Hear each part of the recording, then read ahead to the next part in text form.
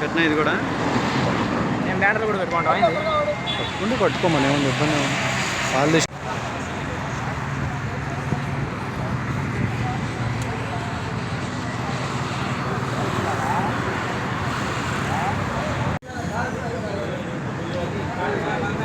ఈయన కూడా తీసేస్తున్నారు.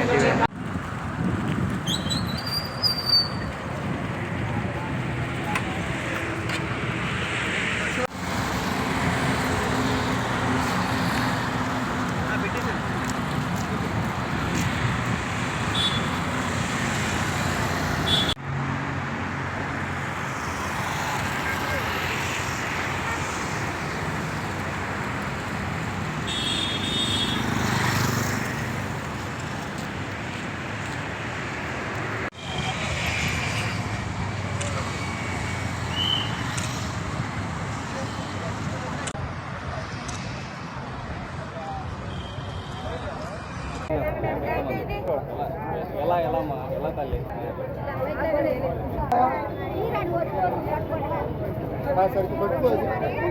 అది గాలికి అంటే కొంతమంది వెళ్ళండి వెనక్కి బాగా ఫోటో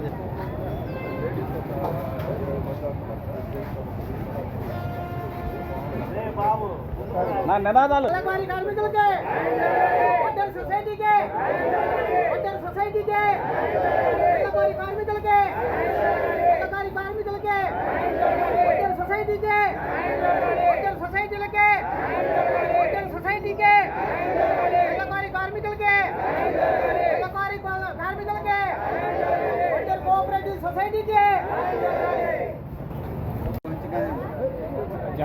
జెండాలు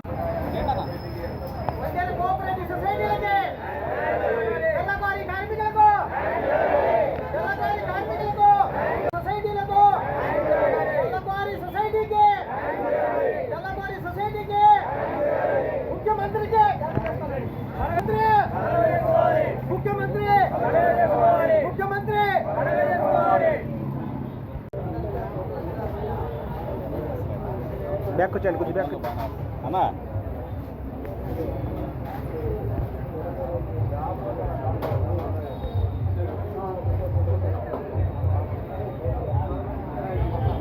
రాయచోటి అన్నమయ్య జిల్లా అండి. ఇక్కడ మా వడ్డెర కులం, నేను వడ్డెర ప్రజాగలం రాష్ట్ర అధ్యక్షుడిని. 15 సంవత్సరాల నుంచి గుంటూరు, మేడుకొండూరు, పేరంచెర్లలో తెల్లక్వారీ కార్మికులకు వాళ్ళ క్వారీ ఇప్పిస్తూ వస్తున్నాము. గతంలో కూడా చాలాసార్లు పోరాడి తెచ్చుకున్నాం. ఈసారి కూడా 2024లో మేము క్వారీ తెచ్చుకున్నాం. 2024 క్వారీ తెచ్చుకొని ఒక నెల మేము ఒక 24 తెచ్చుకున్న తర్వాత పిల్లా వెంకటేశ్వరరావు అనే అతను క్రషర్ ఓనరు వచ్చి పైకి ఎక్కనీయకుండా, అంటే క్వారీ పైకి కొండపైకి ఎక్కనీయకుండా అడ్డుపడి కొట్టేదానికి వచ్చాడు. మేమంతా ఓ లేబర్ కాంట్రాక్ట్ సొసైటీ సభ్యులము. మాకు ఎటువంటి రాజకీయ బలం లేదు, మాకేం లేదు. కాబట్టి మేము వాళ్ళ దగ్గర ఇబ్బంది పడాల్సి వచ్చింది. ఈ విషయాన్ని అందరి రాజకీయ నాయకులకు చెప్పబడింది, పోలీస్ స్టేషన్కు చెప్పబడింది, తర్వాత వచ్చేసి అధికారులకు చేయబడింది. వీళ్ళందరూ కూడా ఇంతవరకు ఏమీ చేయలేకపోయారు.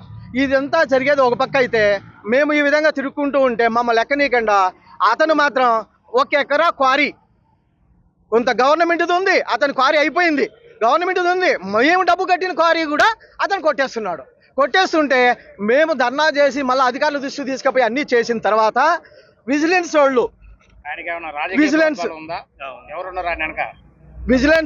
వాళ్ళు పోయి ఆయనకు షోకేస్ నోటీస్ ఇచ్చారు. మీరు అక్రమంగా 1 ఎకరా భూమి కొట్టారు, క్వారీ కొట్టారు, మీకు దీనిపైన కేసు అవుతుంది, మీరు సాధించాలా అని.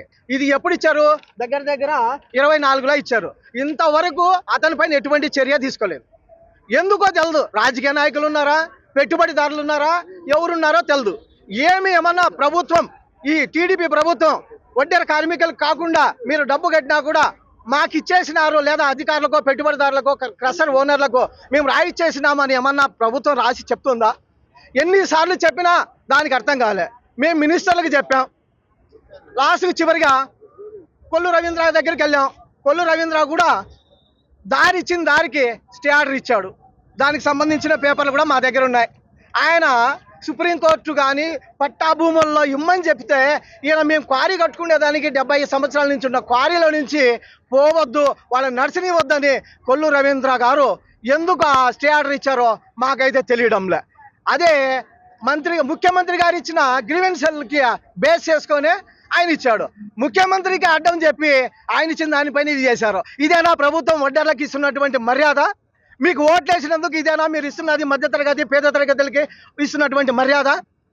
ఎక్కడుందండి ఈ గ్రీవెన్సల్? ఎందుకండి ఇవన్నీ పక్కన పెడితే మాకు కావాల్సింది ఒకటేనండి, మా క్వారీ మాకు కావాలి. మేము 40 లక్షలు కట్టాం.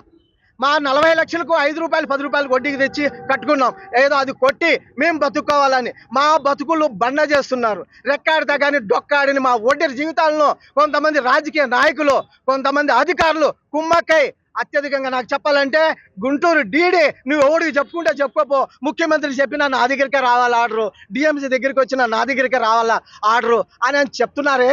మళ్ళీ మీరు ఎందుకు ఇంతగా అతనికి మీరు బలపరుస్తున్నారా? అతనికి మీరు వెనకాల నిలబడుతున్నారా? ఈ పీవీఆర్కు ఈ డీడీకి తదిత పేదోళ్ళ ప్రభుత్వం కాదా ఇది? బీసీలే వెన్నెమ్మకంటారే ముఖ్యమంత్రి గారు. బీసీలకు ఈ విధంగా చేస్తుంటే 2 సంవత్సరాల నుంచి మీ దృష్టికి రాలేదా అని అడుగుతున్నా.